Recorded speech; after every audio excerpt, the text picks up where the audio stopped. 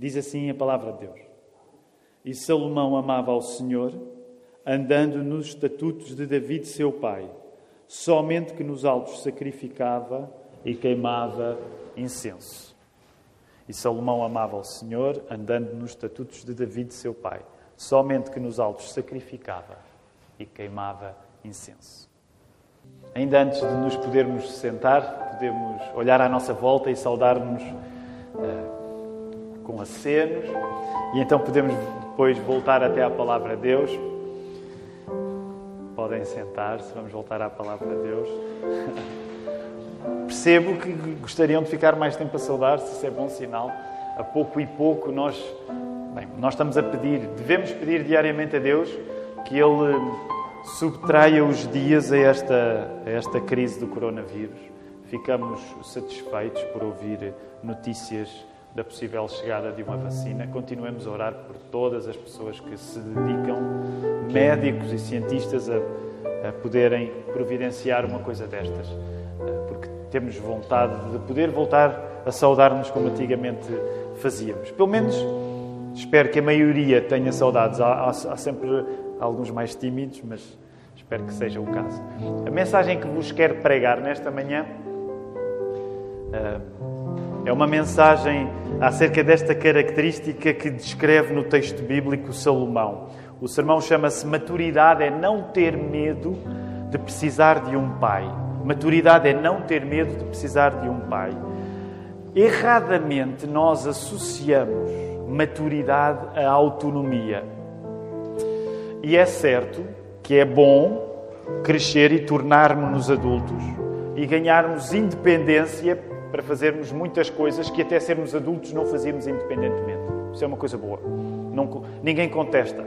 Mas é verdade que esse não é o quadro todo da nossa vida. E quando nós olhamos para o exemplo de Salomão, porque nós estamos a estudar Salomão como exemplo de discernimento, como exemplo de inteligência espiritual, e quando nós olhamos para Salomão, ele vai ser descrito como um homem extraordinário, neste verso 3, vemos aquilo que é extraordinário nele, e uma das coisas que descreve que este é um homem especial, Salomão, é o facto de ele andar nos preceitos de David, seu pai. Por isso, nesta manhã, gostava de abrir a palavra e poder, guiado pelo Espírito Santo, aplicar à nossa vida, fazendo-nos pensar também nesta característica de Salomão, de ele ser um homem com uma maturidade especial, também pelo facto de andar nos caminhos do seu pai David. E por isso nós vamos falar acerca de pais nesta mensagem, porque queremos fazer esta pergunta ao texto. E se houver um pai ainda melhor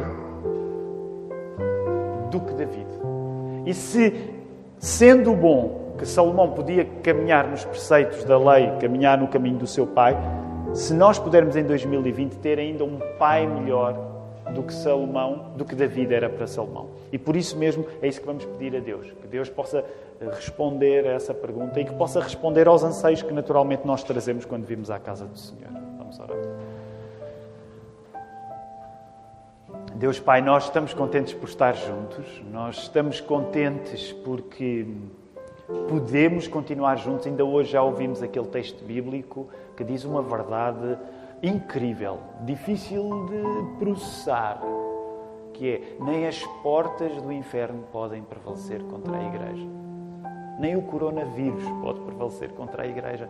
E por isso é certo que nós gostávamos de poder saudar-nos de uma maneira mais palpável, abraçar-nos, e estamos contidos porque queremos ser cuidadosos ao viver esta epidemia. Mas obrigado. Dividimos a congregação, Senhor, mas é bom estarmos juntos. É bom estarmos juntos, Senhor. Obrigado também pela nossa igreja lá na Margem Sul, presente a esta mesma hora. Obrigado por tudo isto a acontecer na nossa vida. Obrigado porque no meio de todas estas preocupações nós podemos sentar-nos aqui em paz, nesta casa de oração. E eu quero pedir-te que este momento hoje, em que nós nos sentamos em paz uns com os outros, possa ser um momento de bênção, porque é isso que tu desejas como nosso Pai. Nós chamamos-te Pai. Tu és Deus Pai, Deus Filho, Deus Espírito Santo. E nós queremos pedir-te, Senhor, que nesta manhã, com o texto da tua palavra aberto, que Tu possas ensinar-nos acerca do tipo de Pai que Tu és e que nós possamos confiar em Ti. Se alguém aqui está e se alguém está a ouvir esta mensagem através do streaming e ainda não Te conhece, Senhor, como Pai, eu quero pedir-te, revela-te esta pessoa, Senhor. Toca a vida desta pessoa. Que esta pessoa possa encontrar-te como Pai. É a melhor coisa da nossa vida. Nós pedimos estas coisas em nome de Jesus. Amém. Então, Salomão. Eu espero que no final deste estudo, querendo Deus, o nosso amor por Salomão possa crescer. Salomão está aqui a ser descrito no verso 3 e ele é descrito como alguém, olhem lá novamente para o verso, Salomão amava ao Senhor. E amar ao Senhor não é abstrato neste texto. O que é amar ao Senhor? Amar ao Senhor é-nos dito no verso, andando nos estatutos de David. David, pai de Salomão, personagem incrível. Qualquer dia temos de arranjar maneira também de estudar a vida de David. É assim que Salomão é descrito. Ele ama ao Senhor e amar ao Senhor significa andar nos preceitos de David. Porquê? Porque andar nos preceitos de David, andar nos estatutos de David, significava guardar a lei judaica. A lei judaica, e estou a simplificar muito, mas a lei judaica era o pacto, é o compromisso, era a promessa que Deus tinha feito com o povo de Israel. Os primeiros 5 livros da Bíblia são fundamentais para nós percebermos esta história. É chamada a Torá, ou o Pentateuco, e estes primeiros 5 livros da Bíblia contam uma história incrível de uma relação de grande amizade entre Deus e alguns homens, algumas mulheres, no fundo um povo, Deus de Abraão, de Isaac e de Jacó. E uma das coisas extraordinárias que nos é contada depois do livro do Gênesis, o primeiro, é a maneira como este povo, que ainda agora se estava a tornar como um povo, porque vinha da família de Abraão, Deus tinha prometido a Abraão que ele ia dar origem a um povo. Este povo, a determinada altura, vê-se no Egito, eles são escravos no Egito, e Deus usa um homem, Moisés, para libertar este povo. Com esta grande libertação, falámos disso a semana passada, quando mencionámos o Egito, com esta libertação vem uma história, essa libertação é uma grande aventura, e nesse livro que conta essa aventura, o livro do Êxodo, vem a lei de Deus. A nossa tendência, quando ouvimos falar em lei, é pensarmos em códigos, regras. Certo, a lei tem códigos e regras, mas a lei surge como uma prova de amor de Deus para com o povo. E a lei não era aquilo que o povo tinha de obedecer para ser libertado, mas a lei foi aquilo que o povo recebeu quando já tinha sido libertado. Então, esta, assim muito sucintamente, depois existirão outros livros, não é? Levítico, portanto, Gênesis, Êxodo, Números, Levítico, Números, Deuteronômio. E é bom que o pregador saiba pelo menos estes 5 de cor. Eu sei todos, do Velho Testamento de cor e do Novo, ok? Agora senti-me envergonhado porque titubeei aqui a dizer estes 5. Não é obrigatório vocês saberem, mas Gênesis, Êxodo, Levítico, Números, Deuteronômio. Nestes 5 livros está contada esta história e está incluída a lei. O que é que significa para Salomão muito tempo depois? Ele é um homem que ama a Deus porque anda nos caminhos do seu pai. Isso significa que ele obedece à lei, porque a lei não é só um código, não é um código civil. A lei era uma história de amor entre Deus e o povo de Israel. Então, amar a Deus significa viver fielmente o pacto que Deus iniciou com o povo de Israel. A descrição de quem Salomão é, um homem que ama a Deus, sabendo que isso acarreta cumprir a lei, é, no entanto, qualificada. É qualificada com um mas, ou dependendo da tradução, por exemplo, com um somente. Uma conjunção adversativa, como nós dizemos na língua portuguesa. Qual é o mas? Qual é o somente? Qual é o no entanto que aparece aí? Salomão é descrito como um homem que ama ao Senhor, andando nos estatutos de Deus, nos estatutos de David, seu pai, somente que nos altos sacrificava e queimava incenso. Eu não vou voltar a repetir as coisas que disse a semana passada, mas a semana passada expliquei que havia uma medida de provisório que estava a acontecer nesta altura na vida de Salomão, na vida do povo de Israel, que é Deus condescendia com o seu povo adorar de uma maneira que não era correta, Porque era uma maneira idólatra, usando os altos, usando altares que eram lugares naturais que se destacavam, falámos isso a semana passada, geralmente por serem altos ou por estarem nas profundidades, mas como Salomão ainda não tinha acabado as obras do templo, Deus condescendia. E isso aparece lá a qualificar Salomão. Para nós nos lembrarmos que Salomão é um grande exemplo, mas não é perfeito. O grande exemplo de sabedoria que nós vamos ter na Bíblia, o maior exemplo de sabedoria que nós vamos ter na Bíblia não é Salomão. É o nosso Senhor Jesus Cristo, que é o melhor Salomão. E a Bíblia está aqui a dizer, este é um homem incrível. Ele não era perfeito. No entanto, mesmo afirmando que ele não é perfeito, a Bíblia quer sublinhar a qualidade de Salomão. É uma qualidade incrível. Podemos ir um pouco mais fundo no facto de ser dito que Salomão ama ao Senhor. Em primeiro lugar, devemos ter em conta que amar Deus era o mandamento principal da lei hebraica. Alguém recorda o mandamento principal da lei hebraica, que está precisamente no último livro do Pentateuco, o último livro da Torá, que é Deuteronômio. Lá em Deuteronômio, capítulo 6, 4, 5, diz assim: Ouve, Israel, o Senhor nosso Deus é o único Senhor.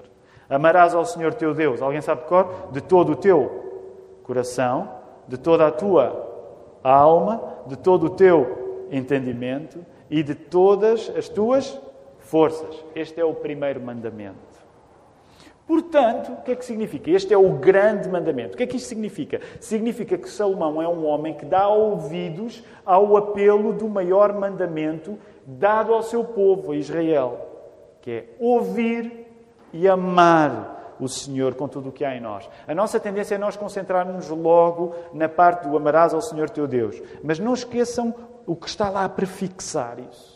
Que é, ouve, ó Israel. Lembram-se, há 2 semanas, quando entramos no assunto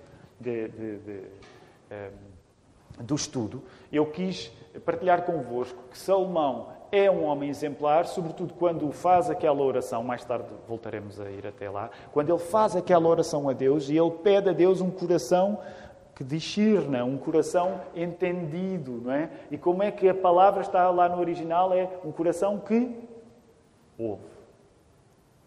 Coração que ouve.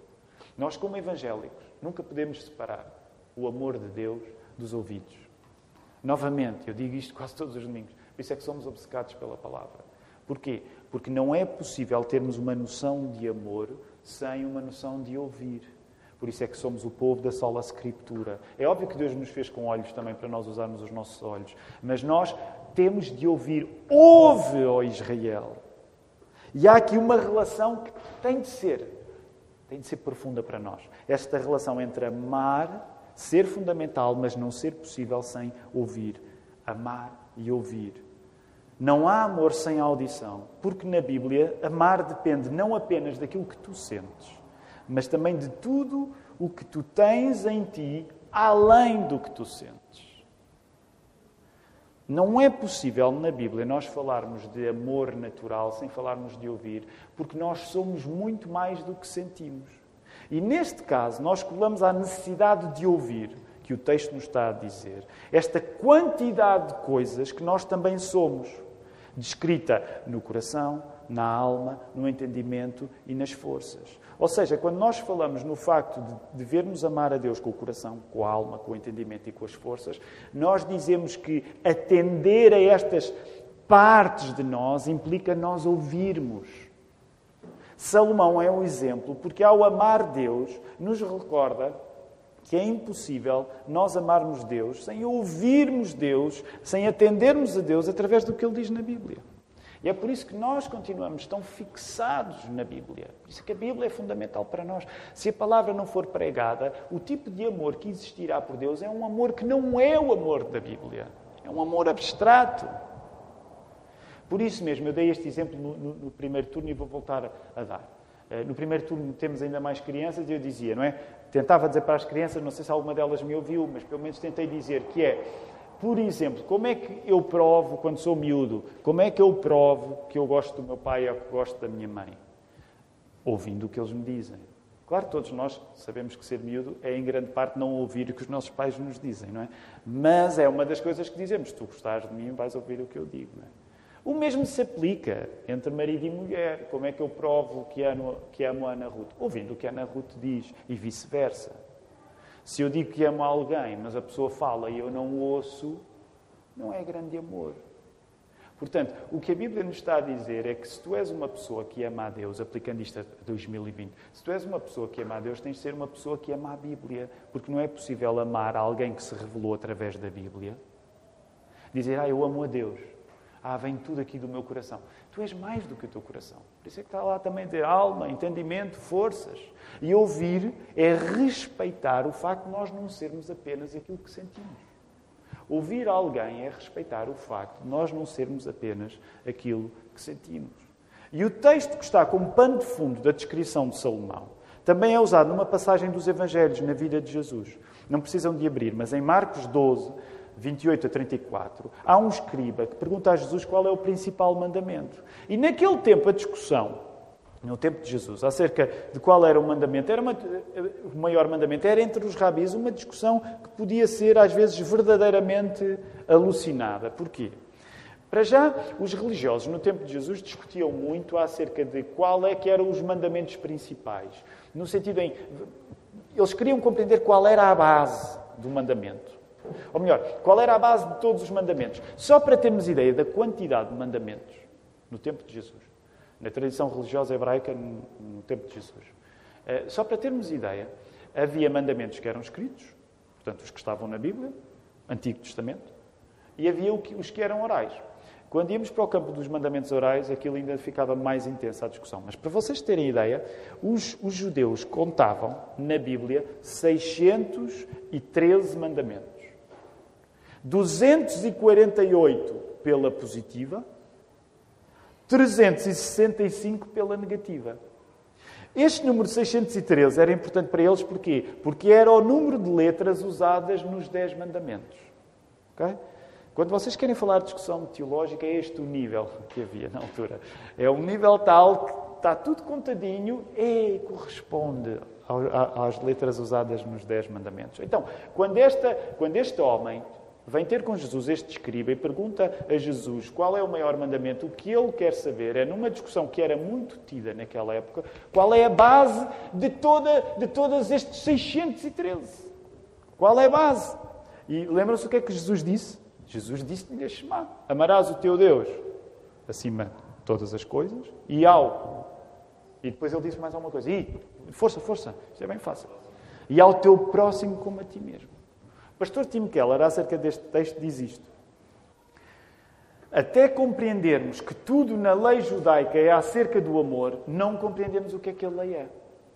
O amor é o que a lei quer, até quando diz as coisas pela negativa. Vamos aplicar isto aos 10 mandamentos, aos mandamentos pela negativa, não é? Sabem que há pela positiva, não terás... Logo o primeiro é pela negativa, não terás outros deuses diante de mim. Segundo, não farás imagens de semelhança. Terceiro é pela positiva, lembra o dia de sábado para o santificar. Eu não disse isso? Não invocarás o nome de Deus. Terceiro. Quarto, lembra o dia de sábado para santificares. Quinto, honra o teu pai e a tua mãe. Portanto, só nestes 5 primeiros, já 3 foram pela negativa, 2 foram pela positiva. Agora reparem, os últimos 5. Não matarás, não adulterarás, não furtarás, não dirás falso testemunho e não cobiçarás. São todos pela negativa. E a nossa tendência é, que horror, a lei, não posso. Ouve. Até quando a lei te diz não, é uma questão de amor que está em causa. É uma questão de amor. No cristianismo, a prática da lei faz parte do processo necessário de tu amares a Deus. Os judeus eram ensinados nisso. E Jesus prova isto para nós cristãos hoje, porque Ele amou ao ponto de dar a sua própria vida. Ele cumpriu toda a lei. E ao cumprir toda a lei, Ele deu a sua própria vida em sacrifício. Reparem nisto. Quando Jesus cumpre toda a lei, isso acarreta na vida de Jesus Ele perder a sua vida por nós. A lei é o amor. O amor é a lei.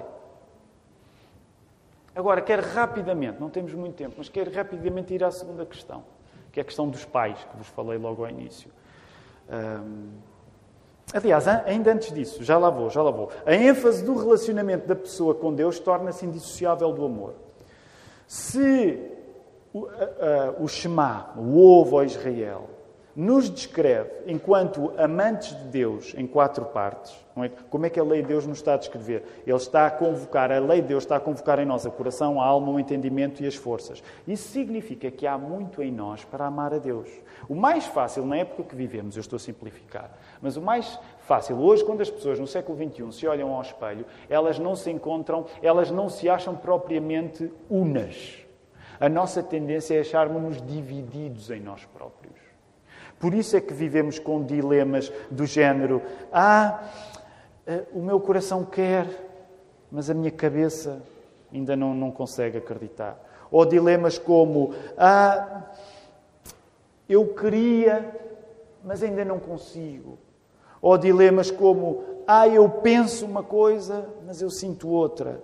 E repara, isto faz parte da nossa vida. Eu não estou a negar que isto é um facto. Mas uma das coisas que eu te quero dizer, quando a lei fala em nós sermos coração, alma, entendimento e forças, não é para estilhaçar as coisas dentro de nós. Pelo contrário, é para mostrar que existe muito dentro de nós para nós amarmos a Deus. E a nossa tendência hoje é sentir-nos estilhaçados dentro de nós próprios. A nossa tendência hoje é nós, quando nos olhamos ao espelho, pensarmos naquilo que nos divide. Mas deixa-me dizer-te, já me ouviste dizer isto muitas vezes, quem trabalha para dividir coisas em nós é o diabo. Deus trabalha para unir coisas em nós. Claro que é uma luta, Deus unir as coisas em nós. É o trabalho da santificação também. Mas quem trabalha para estilhaçar é o diabo. Deus trabalha para unir. O amor é, enquanto fundamento da verdadeira adoração, junta aquilo que o pecado separa. O amor que está em causa nestas questões não usa o coração, a alma, o entendimento e as forças para lutarem entre si, mas para sublinharem a potência de entrega total ao Criador. Amar Deus significa ir na direção de nós sermos pessoas inteiras. Pessoas de coração, de alma, entendimento e forças. Ainda agora nós cantamos, é um dos meus hinos preferidos do cantor cristão. O cantor cristão é uma coleção de hinos que os batistas usam há muitas décadas em Portugal. Então, quando se diz o cantor cristão, isto é a gíria batista para dizer uma coleção de hinos com a qual muitos de nós crescemos. Mas ainda agora, quando cantamos aquele Em Jesus amigo temos. Oh, que paz perdemos sempre, oh, que dor no coração, só porque nós não levamos tudo a Deus em oração. É esta a verdade. Está a dizer, leva tudo a Deus. Leva o coração, leva a alma, leva o entendimento, leva as forças, leva tudo a Deus. Há muito em ti para ser levado a Deus. Claro que tu podes sentir um conflito, mas leva tudo a Deus. Leva tudo a Deus. Muitas vezes, partilhei isto no primeiro turno, quero voltar a partilhar no segundo. Muitas vezes nós chegamos aqui ao domingo e há confusão dentro de nós. Porquê? Sim, o entendimento, nós entendemos que é bom estar na igreja, temos esse hábito, ainda bem, mas às vezes o nosso coração não está cá. Ou às vezes a nossa vontade não está cá. Ou às vezes o nosso entendimento não está cá. Eu dizia, uma das coisas que noto desde que cheguei aos 40 anos é que o meu entendimento já não é a mesma coisa. Agora, para me concentrar, eu preciso de fazer coisas que antigamente não precisava. E às vezes é difícil, estamos na igreja, até queremos, mas a nossa cabeça, se calhar também é verdade, o pregador não ajuda, se calhar é um bocado rebuscado, é complicado, isso também hei de ter a minha cota parte nesse processo. Mas percebem, há muito em nós que parece estar desligado, mas o que nós devemos entender na lei do amor a Deus é dar tudo a amar Deus. Da mesma maneira, quando amas alguma pessoa, tu tens de dar tudo, não podes depender apenas do que sentes. Ouvir Deus significa que eu não dependo apenas do que sinto para lhe dar tudo. Amar Deus significa irmos na direção de sermos pessoas inteiras. Agora, já tenho pouco tempo, mas esta segunda questão é muito importante, que é a questão dos pais, que dá título à nossa mensagem. E eu desde já aviso, eu geralmente tenho uma grande fraqueza quando falo nos assuntos de relação filho-pai. E está tudo bem entre mim e o meu pai. O meu pai é um bom homem, fez um bom trabalho, tínhamos as nossas coisas. Ainda hoje, se passarmos algum tempo juntos, vai acontecer uma coisa muito estranha, não acontece na vossa vida, mas eu, quando passo muito tempo com o meu pai, de repente descubro que posso ter uma opinião diferente da dele. Eu sei que isso não acontece convosco, mas às vezes acontece com o meu pai. Mas está tudo bem.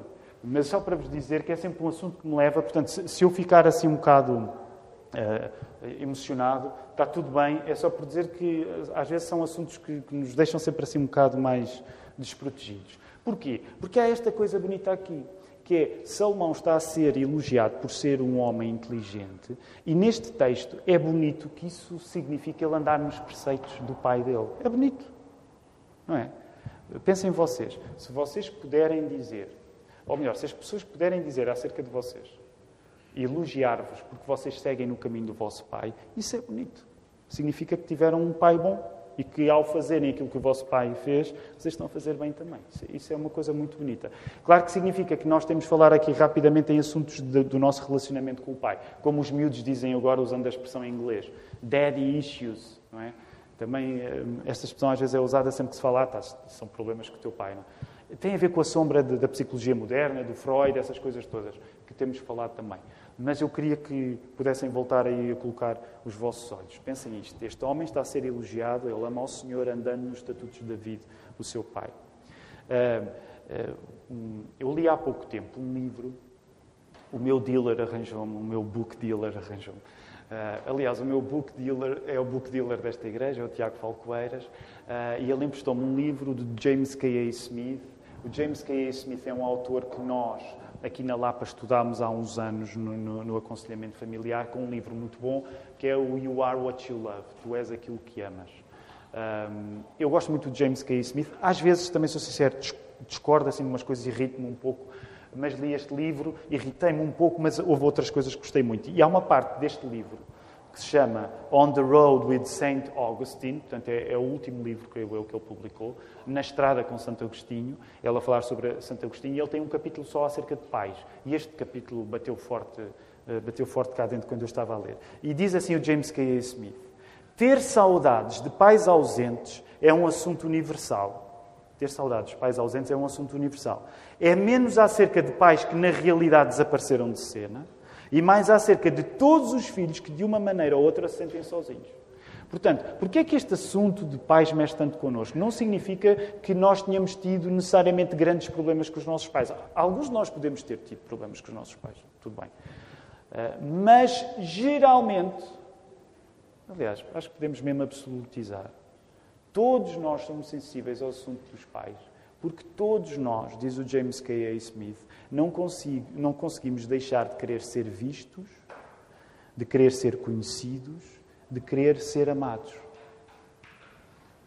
E depois ele vai citar um livro de um escritor norte-americano, Paul Auster. Eu nunca li nada do Paul Auster, mas em que o Paul Auster conta de um episódio que marcou muito a vida dele, porque ele teve um relacionamento complicado com o pai, em que estavam numa fila de espera para ir para um restaurante e que o pai começou a jogar à bola com ele porque não tinham nada para fazer. E ele, que não tinha esse tipo de relacionamento com o pai, aquele momento para ele foi dos momentos mais importantes da vida dele, Paul Auster, né? Em que de repente o pai se dedicava a divertir-se com o seu filho. Hoje em dia, se calhar é quase o contrário. Há pais aqui que se queixam que têm de se divertir tanto com os filhos que isto às vezes é uma certa sobrecarga. Mas nas gerações anteriores, esta ideia de um pai que se divertia connosco não era assim tão comum. Então, diz o James K.A. Smith, todos sentimos fome por pais, independentemente das experiências com os nossos serem mais ou menos positivas. Todos nós temos fome de pais, independentemente do nosso pai ter sido bom, assim ou mau. E ele ainda vai dizer mais. O que é que nós devemos fazer dessa fome por pais, se não reconhecer nessa fome por pais uma vontade por ser visto e conhecido por aquele que nos criou? Também é por isto que a parábola do filho pródigo tende a mexer tanto connosco. Eu acho que é provavelmente a parábola que mexe mais connosco. Porquê?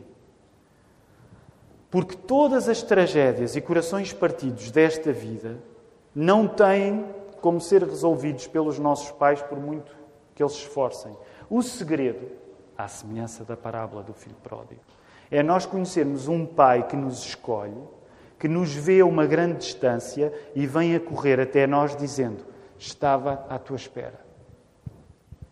Que é a história da parábola do filho pródigo. O pai que vem ter connosco e diz: eu estava à tua espera. Então diz assim o James K.A. Smith: a melhor maneira de nós sermos pais é apontarmos a atenção dos nossos filhos para um pai que nunca falha, que é Deus. E quero dar este encorajamento a todos. Até porque muitos de nós somos pais, e aqui pais e mães, não falo apenas para pais e mães. O melhor que nós podemos fazer na educação dos nossos filhos é eles saberem que o único pai que não falha não somos nós, porque nós falhamos. Aliás, por isso é importante nós sabermos educar os nossos filhos a reconhecer as nossas falhas diante deles, a sabermos não só exigir que eles nos peçam desculpa, porque é bom que eles saibam pedir desculpa pelo mal que fazem, mas nós termos a humildade também de sabermos pedir desculpa aos nossos filhos porque nós erramos. E ensinarmos os nossos filhos a dizer: há um único pai que não falha. Não é nem o papá, nem a mamã, mas é o nosso Pai do céu. Isso é a coisa mais importante. Logo, o meu apelo esta manhã é a mesma coisa.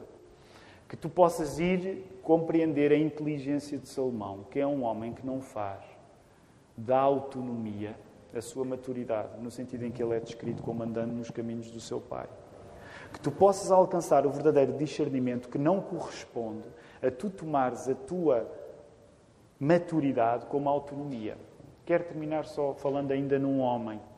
Há alguns de vocês que eventualmente estudaram para ser professores tiveram de estudar o Jean Piaget. Eu nos últimos tempos tenho-me interessado um pouco pelo Jean Piaget e ele era de facto uma grande cabeça. E uma das coisas que o Piaget fazia, ele gastou muito tempo a observar crianças, ele deu a sua vida a estudar pedagogia, era um estudante de crianças, e uma das coisas que ele percebeu é que quando ele estudava as crianças mostravam a Piaget, e quem diz mostravam a Piaget, quando nós passamos tempo com as crianças mostram que aquilo que falam não é tanto um resultado daquilo que pensam, mas é mais o reflexo daquilo que sentem. Certo? À medida que nós vamos crescendo, em grande parte, nós começamos a perceber que se calhar é melhor não sentir tudo em voz alta. Aliás, quando nós estamos com uma pessoa adulta que sente tudo em voz alta, geralmente isso não faz dela uma pessoa muito madura, não é? Porque uma parte de crescer é nós não dizermos tudo aquilo que sentimos. Isso é uma das coisas interessantes e às vezes até negativas de passar muito tempo com a criança, não é? As crianças dizem tudo o que... Depende da fase, mas em grande parte permitem-se dar opiniões que nós não lhe pedimos, não é?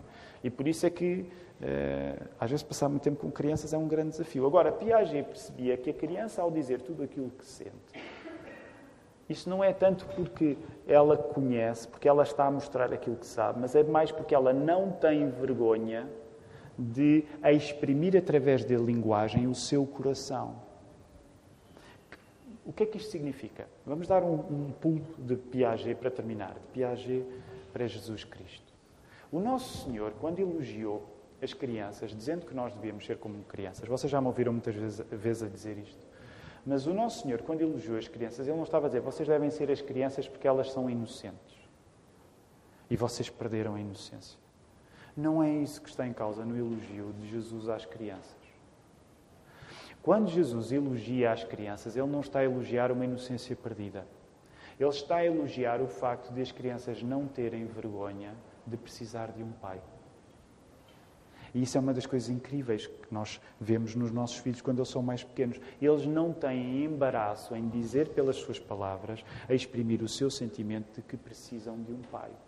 E deixem-me dizer uma parte, usando aqui um termo se calhar um pouco intenso, mas uma das tragédias de crescer, muitas vezes, não é propriamente nós perdermos a inocência. Porque é bom, não é? O Senhor Jesus disse aquela frase que nós devíamos ser, como é que era?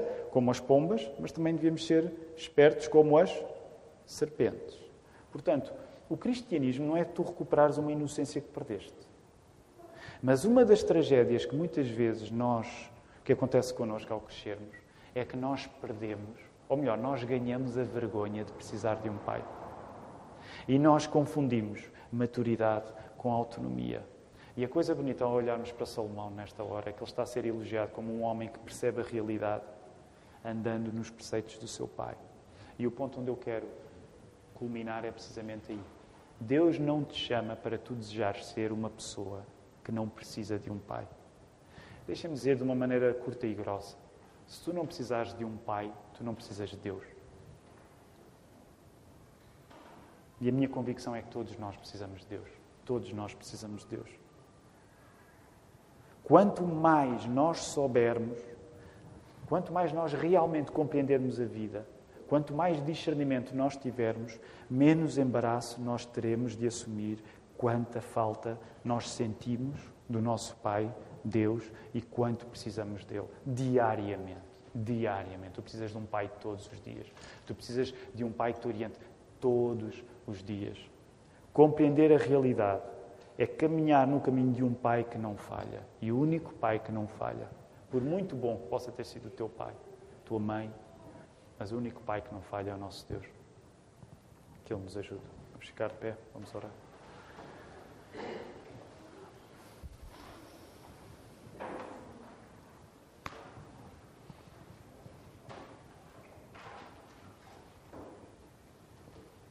Deus Pai é bom dizer Deus Pai. Não é um conceito vago, é uma certeza que nós temos, que Tu nos ouves.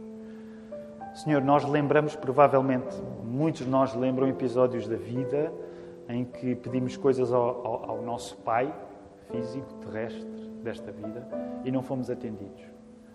Os nossos pais certamente não são perfeitos, mas nós sabemos, tu dizes uma coisa na Tua palavra e nós acreditamos que Tu cumpres, que é tudo aquilo que nós Te pedimos,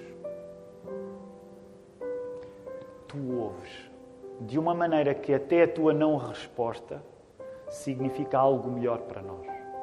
E por isso nós queremos pedir que, se temos algumas experiências negativas com os nossos pais terrestres, que isso não nos faça perder a fé em Ti, que és o nosso Pai Celeste. E por isso nós pedimos que Tu quebres a nossa arrogância, a nossa vaidade, de nós acharmos que somos melhores, ou mais maduros, ou mais crescidos, ou mais vencedores, quando não precisamos de ninguém. Só nos enganamos a nós próprios.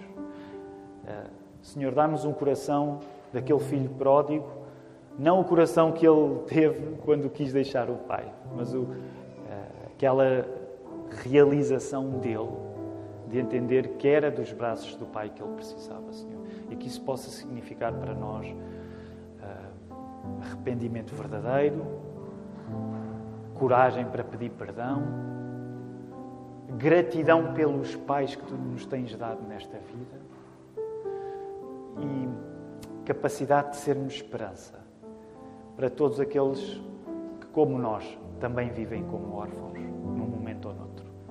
É isso que nós Te pedimos. Não pedimos no nosso nome, pedimos-te a Ti, que és Pai, Filho e Espírito Santo, e invocamos o nome do Teu Filho.